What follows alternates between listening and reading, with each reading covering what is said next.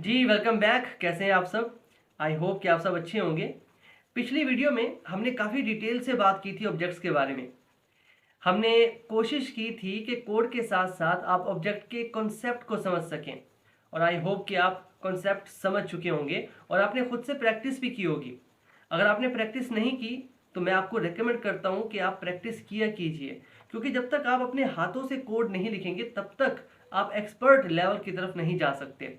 तो जो कुछ आप पढ़ें उसे खुद से प्रैक्टिस करें, उसमें कुछ चेंज करें और देखें कि आउटपुट में क्या चेंज आता है।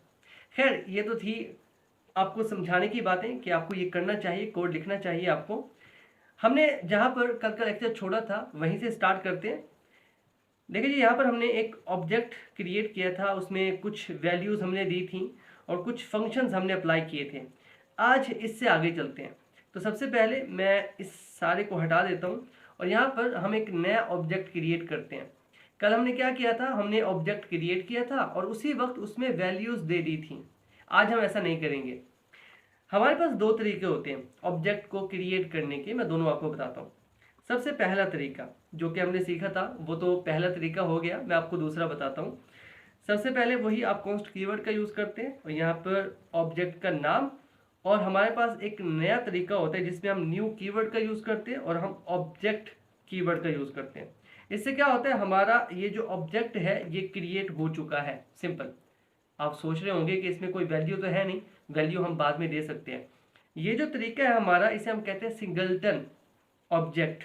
यहाँ पर मैं लिख देता हूँ ताकि आपको याद रहे, सिंगलटन ऑब्जेक्ट। तो इस तरीके को आप इतना ज़्यादा यूज़ नहीं कर रहे होंगे और ये रेकमेंड भी नहीं होता। हम वही तरीका यूज़ करेंगे जो कि हमने पिछली वीडियो में सीखा था। ये आपको बताने की वजह है कि आपको पता होना चाहिए कि इस तरह से भी आप ऑब्जेक्ट क्रिएट कर सकते हैं। तो हम कल के तरीके को यूज़ करते हैं और कुछ और मेथड अप्लाई करके देखते हैं उस ऑब्जेक्ट के ऊपर। तो सबसे पहले हम कॉन्स्ट कीवर्ड का यूज़ करेंगे और फिर हमारे ऑब्जेक्ट का नेम और फिर इसमें कुछ वैल्यूज़ देंगे। यहाँ पर एरर शो हो रहा है क्योंकि हमने इस लाइन को कमेंट आउट नहीं किया, तो इसे कमेंट आउट कर देते हैं। अब यहाँ पर देखें, मैं इसमें कोई वैल्यू नहीं दे रहा। कल हमने क्या किया था, हमने ऑब्जेक्ट क्रिएट किया था और उसी वक्त उसमें वैल्यूज़ दे दी थी। आज हम ऐसा नहीं करेंगे, वैल्यूज़ हम बाद में देते हैं। तो उसका तरीका सिंपल है। सबसे पहले अपने ऑब्जेक्ट का नाम लिखना है और फिर डॉट लिखकर जो की आप बनाना चाहते हैं वो बना लें। सबसे पहली की मैं बनाता हूँ नेम और इसे एक वैल्यू दे देता हूँ लतीफ़। ये बिल्कुल वैसा ही काम करेगा जैसा कि हमने पहले किया था, सिर्फ तरीका थोड़ा चेंज हो चुका है। इसी तरह से अगर मैं कोई और एलिमेंट इसमें रखना चाहता हूँ, फॉर एग्जांपल यहाँ पर हम फिर से ईमेल की एग्जांपल ले लेते हैं और यहाँ पर मैं ईमेल लिख देता हूँ lateef@gmail.com। एक और एलिमेंट लेते हैं यहाँ पर और पासवर्ड जो कि हमने कल यूज़ किया था उसी को दोबारा यूज़ कर लेते हैं। मकसद आपको समझाना है, वैल्यूज़ में जो भी यूज़ करो। तो पासवर्ड यहाँ पर 1 2 3 4 एंड 5। तो ये हमारा जो ऑब्जेक्ट है वो क्रिएट हो चुका है। अब इसका आउटपुट देखते हैं। सिंपल, आपने वही कंसोल का यूज़ करना है, console.log, और इसमें हम देखना चाहते हैं अपने यूज़र नाम के ऑब्जेक्ट को आउटपुट में। इसे सेव कर लेते हैं। तो देखिए, जैसे ही हमने रिफ्रेश किया तो हमारे पास आंसर आ चुका है और देखिए हमारा आंसर किस में आ रहा है, ऑब्जेक्ट की फॉर्म में आ रहा है। और जितनी भी वैल्यूज़ थी वो सारी की सारी वैल्यूज़ इसमें मौजूद हैं। हमने ईमेल बनाया था, नेम बनाया था और साथ में हमने एक पासवर्ड भी बनाया था, वो यहाँ पर नहीं आ रहा। क्यों नहीं आ रहा पासवर्ड? क्योंकि हमने यहाँ पर अपने ऑब्जेक्ट को साथ में लिंक नहीं किया।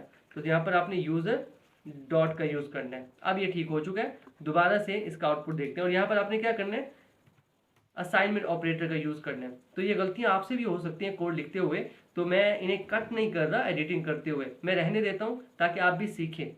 इसे सेव करते हैं। अब यहाँ पर देखिए, जैसे हमने रिफ्रेश किया तो हमारे पास पासवर्ड की वैल्यू भी आ चुकी है, ईमेल की वैल्यू भी आ चुकी है और साथ में नेम की वैल्यू भी यहाँ पर आ चुकी है। तो इस तरह से आप चाहें तो वैल्यूज़ उस वक्त भी दे सकते हैं जब आप डिक्लेयर कर रहे होते हैं ऑब्जेक्ट को, आप चाहें तो बाद में भी वैल्यूज़ दे सकते हैं। खैर, ये तो एक तरीका था वैल्यूज़ देने का। अब हम आते हैं अपने असल टॉपिक की तरफ। बाज़ वक़्त क्या होता है, हमारे पास दो या दो से ज़्यादा ऑब्जेक्ट्स होते हैं और हमसे कहा जाता है कि उन ऑब्जेक्ट्स को कंबाइन करें। तो वो किस तरह से करते हैं, ये टॉपिक हमने एरेज में भी पढ़ा था, लेकिन यहाँ पर पढ़ना ज़रूरी है तो यहाँ पर भी हम डिस्कस करते हैं इसे। तो सबसे पहले मुझे एक और ऑब्जेक्ट चाहिए, एक तो मेरे पास है, मुझे एक और चाहिए। तो उसके लिए सबसे पहले कॉन्स्ट कीवर्ड का यूज़ और इसे हम नाम दे देते हैं न्यू यूज़र। और इसमें वैल्यूज हम पहले वाले तरीके की तरह ही देते हैं। तो सबसे पहले नेम, और यहाँ पर हम नेम दे देते हैं शफीक, कॉमा, उसके बाद ईमेल देते हैं एक, और यहाँ पर ईमेल हम दे देते हैं abc@gmail.com, अगेन कॉमा, और साथ में एक पासवर्ड उसी यूज़र का, और पासवर्ड रैंडम से दे देते हैं 3 4 5 6 इस तरह से। तो ये हमने क्या किया, हमने एक और ऑब्जेक्ट क्रिएट कर लिया। अब हमारा काम है कि इस यूज़र नाम के ऑब्जेक्ट को और न्यू यूज़र नाम का जो ऑब्जेक्ट है इनको हमने कंबाइन करना है, एक ही ऑब्जेक्ट में लेकर आना है। तो उसके लिए सबसे पहले मुझे तीसरा ऑब्जेक्ट चाहिए जिसमें मैं इन दोनों ऑब्जेक्ट को ऐड करके स्टोर कर रहा हूँ। तो सिंपल सबसे पहले वही कॉन्स्ट कीवर्ड का यूज़, और जिस ऑब्जेक्ट में हमने इनकी वैल्यू स्टोर करनी है उसे नाम दे देते हैं ऑब्जेक्ट 3। अब यहाँ पर डिफरेंट तरीके हैं हमारे पास ऑब्जेक्ट्स को कंबाइन करने के, हम तमाम के बारे में बात करते हैं। सबसे पहले तो हमारा यही तरीका है, इसमें हमने क्या करना होता है, सबसे पहले यूज़र हमारा एक पहला ऑब्जेक्ट, उसके बाद न्यू यूज़र है हमारा दूसरा ऑब्जेक्ट, उसको भी यहाँ पर रख लेते हैं और इसका आउटपुट देखते हैं। इसका आउटपुट बहुत इंटरेस्टिंग है, अपनी तवज्जो से देखना है। तो हम कंसोल का यूज़ करेंगे, console.log, और यहाँ पर हमें चाहिए वैल्यू ऑब्जेक्ट 3 की। तो इसे टर्मिनेट करते हैं और इसका आंसर देखते हैं। अब यहाँ पर देखिए जैसे हमने रिफ्रेश किया तो हमारे पास आंसर में ऑब्जेक्ट्स आ रहे हैं दोनों, मतलब एक यूज़र का ऑब्जेक्ट आ रहा है और एक न्यू यूज़र का ऑब्जेक्ट आ रहा है। बल्कि होना तो ये चाहिए था कि हमारे पास एक ही ऑब्जेक्ट होता और उसमें दोनों ऑब्जेक्ट्स की वैल्यूज़ होती। तो इसलिए हम इस तरीके को यूज़ नहीं करेंगे। हम नेक्स्ट की तरफ चलते हैं। यहाँ पर मैं इसे कॉमेंट आउट कर देता हूँ और हम दूसरे की बात करते हैं। इसके अलावा हमारे पास एक और तरीका होता है, उसमें भी सिंपल आपने ऐसे ही कुछ करना होता है, लेकिन थोड़ा सा फर्क है उसमें। सबसे पहले कॉन्स्ट कीवर्ड का यूज़, और फिर ऑब्जेक्ट का नेम, हमारा ऑब्जेक्ट 3 है, और फिर यहाँ पर हमने कुछ कीवर्ड यूज़ करने होते हैं। सबसे पहले ऑब्जेक्ट डॉट असाइन, और उसके बाद जिन दो ऑब्जेक्ट्स को हमने मर्ज करना है, कंबाइन करना है, उनका नाम हम इसमें लिख देते हैं। तो सबसे पहले हमारे पास है यूज़र और दूसरा है हमारे पास न्यू यूज़र, इन दोनों को हम कंबाइन करना चाहते हैं। इसे टर्मिनेट करते हैं और इसका आंसर देखते हैं। तो सिंपल हमने वही console.log का यूज़ करना है, console.log, और यहाँ पर हमें आंसर चाहिए ऑब्जेक्ट 3 का। इसे टर्मिनेट करते हैं, सेव करते हैं। अब यहाँ पर देखिए जैसे हमने रिफ्रेश किया तो हमारे पास आंसर में सिर्फ एक ऑब्जेक्ट आ रहा है। यही इसका की पॉइंट है जिसे आपने बहुत तवज्जो से समझना है। हमने क्या किया था, हमने कहा था कि आउटपुट में हमें यूज़र ऑब्जेक्ट भी चाहिए और हमें न्यू यूज़र का ऑब्जेक्ट भी चाहिए, पर आउटपुट में हमें सिर्फ एक ऑब्जेक्ट मिल रहा है। ऐसा क्यों है? क्योंकि यहाँ पर देखिए हमारे पास जो कीज़ है ना वो सेम है। यहाँ पर भी हमारे पास नेम है, ईमेल है और पासवर्ड है। यहाँ पर भी वही नेम है, ईमेल है और पासवर्ड है। अब अगर मैं इनके नेम चेंज करूँ, क्योंकि ये तो सेम है ना, तो मैं चाहता हूँ अलग अलग हों। तो यहाँ से ना सिर्फ एक ई को कम कर देते हैं, नेम कर देते हैं, यहाँ पर एल को हटा देते हैं और यहाँ पर एक एस कम कर देते हैं। अब जो कीज़ हैं वो सेम नहीं है। अब देखते हैं इसका आंसर। अब जैसे ही रिफ्रेश करते हैं तो यहाँ पर देखिए अब हमारे पास सारी की सारी वैल्यूज़ आ रही हैं। ऑब्जेक्ट 1 की भी आ रही है जो कि हमारा यूज़र था, ऑब्जेक्ट 2 की भी आ रही है जो कि हमारा न्यू यूज़र था। तो इस तरह से ये काफ़ी बार ऐसा होता है कि आप परेशान हो जाते हैं कि ये हो किस तरह से रहा है। तो जब भी आपके ऑब्जेक्ट की जो कीज़ हैं अगर तो वो सेम है तो ऐसा इशू आपको भी फेस हो सकता है। तो इन चीज़ों को आपने ख्याल रखना है। खैर इससे आगे हमारे पास एक और मेथड भी होता है जिससे हम दो ऑब्जेक्ट्स को कंबाइन कर सकते हैं। उसे करके देखते हैं। उसमें क्या होता है, सिंपल हमें एक तीसरा ऑब्जेक्ट ही चाहिए होता है, पर यहाँ पर हम एक और मेथड यूज़ कर रहे होते हैं। हम कर्ली ब्रैकेट का यूज़ करते हैं। बाय द वे ये जो मेथड है ना ये यूनिक मेथड है और रिसेंटली आया है जावास्क्रिप्ट के अंदर। आपने 3 डॉट्स का यूज़ करना है और उसके बाद फर्स्ट यूज़र, फिर कॉमा लगाना है, अगेन 3 डॉट्स। देखिए साथ में वो आपको ऑप्शन दे देता है न्यू यूज़र। इसे टर्मिनेट करते हैं और दोबारा से इसका आंसर देखते हैं।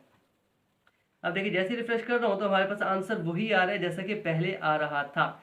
लेकिन इसमें क्या होता है, हमें ज़्यादा चीज़ें लिखने की ज़रूरत नहीं पड़ती, थोड़ी सी चीज़ें लिखते हैं और हमारा काम हो जाता है।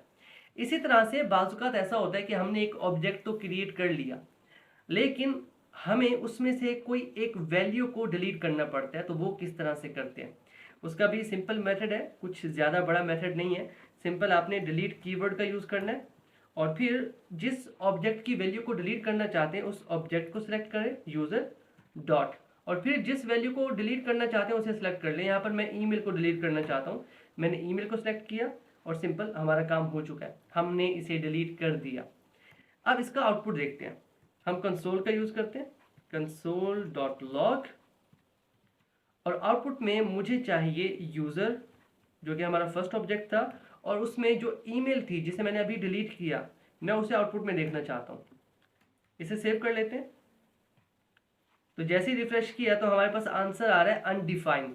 अनडिफाइंड इसलिए आ रहा है क्योंकि हमने ईमेल को डिलीट कर दिया। तो जब भी आप किसी ऑब्जेक्ट के किसी एलिमेंट को डिलीट करते हैं तो आउटपुट में हमारे पास आता है अनडिफाइंड। अब बाजुकात ऐसा होता है कि हमें अपने ऑब्जेक्ट के ऊपर एक लूप को चलाना होता है किसी एलिमेंट को ढूंढने के लिए, और बाज़ दफ़ा ऐसा होता है कि वो एलिमेंट हमारे ऑब्जेक्ट में होता ही नहीं है, तो हमें काफ़ी परेशानी का सामना होता है। तो इससे बेटर प्रैक्टिस ये होती है कि हम पहले चेक कर लें कि हमारे ऑब्जेक्ट में वो वैल्यू है या नहीं है। तो वो भी हमारे पास एक मेथड है जिससे हम चेक कर सकते हैं।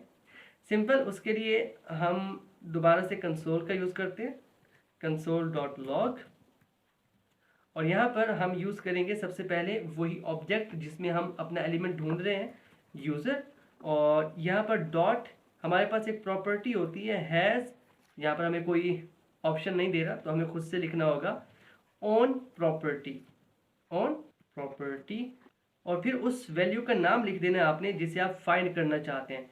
तो सिंपल मैं इसमें से अगर फाइंड करना चाहता हूँ नेम, कि इसमें नेम नाम की कोई की है या नहीं है, तो सिंपल इसे सेव करते हैं और जैसे रिफ्रेश करते हैं तो हमारे पास आंसर आ रहा है ट्रू। इसका आंसर बुलियन में आता है, या तो ट्रू आता है या फॉल्स आता है। अब क्योंकि हमारे यूज़र वन में नेम नाम की यहाँ पर मौजूद है तो इसलिए हमारे पास आंसर आ रहा है ट्रू, अदरवाइज आंसर हमारे पास फॉल्स आता है। तो ये एक अच्छी प्रैक्टिस होती है कि पहले आप चेक कर लें कि जो वैल्यू आपको चाहिए वो उसमें एग्जिस्ट करती है या नहीं। इसी तरह हमारे पास एक और प्रॉपर्टी होती है जिसमें हम अपने किसी भी ऑब्जेक्ट की कीज़ को देख सकते हैं कि उसमें कौन कौन सी की है। सिंपल सा मेथड है उसका भी। सिंपल सबसे पहले हम कंसोल डॉट लॉग का यूज़ करेंगे, डॉट लॉग, यहाँ पर हम ऑब्जेक्ट कीवर्ड यूज़ करेंगे, फिर डॉट कीज़, क्योंकि मैं कीज़ को एक्सेस करना चाह रहा हूँ तो हम कीज़ को यूज़ करेंगे, और फिर मुझे नाम बताना होगा अपने ऑब्जेक्ट का जिसकी कीज़ मुझे चाहिए। तो मैं यूज़र नाम के ऑब्जेक्ट की कीज़ चाहता हूँ। अब इसका जो आउटपुट है वो बहुत इंटरेस्टिंग है। यहाँ पर देखिए इसे सेव करते हैं, जैसे ही रिफ्रेश करते हैं तो यहाँ पर देखिए आउटपुट तो हमारे पास आ रहा है, कीज़ भी आ रही हैं, लेकिन यहाँ पर हमारा जो आउटपुट है उसकी डेटा टाइप है एरे। तो जब भी अगर आपने लूप चलाना हो किसी भी ऑब्जेक्ट पे तो आप क्या करें, पहले उसकी कीज़ ले लें in the form of array और फिर उस पर एक लूप चलाएं, तो ये काफ़ी ज़्यादा आसान हो जाता है। यहाँ पर जिस तरह से मैंने कीज़ को एक्सेस किया तो ऑब्वियसली हम वैल्यूज़ को भी एक्सेस कर सकते हैं। मैं दोबारा से इसी स्टेटमेंट को आउटपुट में देखना चाहता हूँ, तो यहाँ पर कीज़ की जगह अब हमें चाहिए वैल्यूज़। दोबारा से सेव करते हैं इसे, तो यहाँ पर देखिए जैसे ही रिफ्रेश किया तो हमारे पास वैल्यूज़ आ चुकी हैं और उनकी डेटा टाइप भी एरे है। तो इस तरह से जो कुछ हमने आपको पढ़ाया आपने खुद से प्रैक्टिस करना है। ऑब्जेक्ट का हमारा टॉपिक आज ख़त्म हुआ, कल से हम एक नया टॉपिक लेकर आएंगे आपके लिए, लेकिन जो कुछ हमने आपको ऑब्जेक्ट के बारे में पढ़ाया आपने खुद से प्रैक्टिस करना है, खुद से आपने कोड लिखना है, वैल्यूज़ को चेंज करना है और फिर देखना है कि आउटपुट में क्या चेंज आता है। इसमें कुछ मिस्टेक्स हो जाती हैं, बाज़ वक़्त आउटपुट हमारी एक्सपेक्टेशन के मुताबिक नहीं आ रहा होता, तो वो चीज़ें मैंने यहाँ पर मेंशन कर दी हैं। तो वीडियो पसंद आई हो तो लाइक कीजिए और सब्सक्राइब लाजमी कीजिए। मिलते हैं आपसे नेक्स्ट वीडियो में, तब तक के लिए keep connected and keep coding. Thank you.